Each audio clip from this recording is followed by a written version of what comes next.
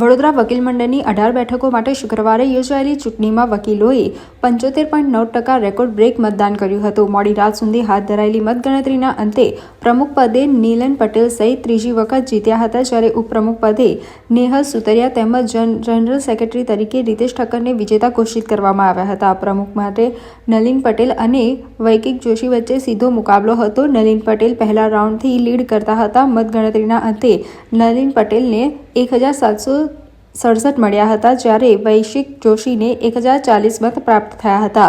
723 વોટની જંગી લીડથી નલિન પટેલને વિજેતા ઘોષિત કર્યા હતા. મોડી રાત્રે વિજેતા ઉમેદવારોના વિજય સરઘસો નીકળ્યા હતા.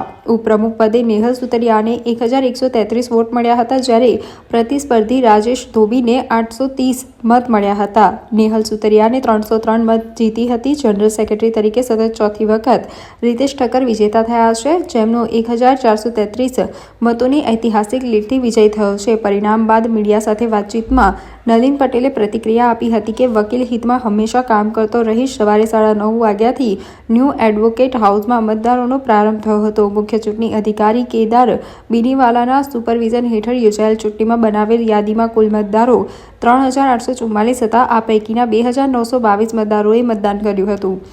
સાંજે 5:30 વાગ્યા સુધીમાં અત્યાર સુધીના ઐતિહાસિકમાં સૌપ્રથમ વખત 75.9% મતદાન થયું હતું. બાકીની બેઠકોની મતગણતરી મોડી રાત સુધી ચાલી રહી હતી. વિજેતા ઉમેદવારોને શુભેચ્છાઓ દ્વારા શુભકામનાઓ અભિનંદન પાઠવ્યા હતા. આજે આ બરોડા બાર એસોસિએશનના પ્રેસિડેન્ટ તરીકે મારી જીત થઈ છે.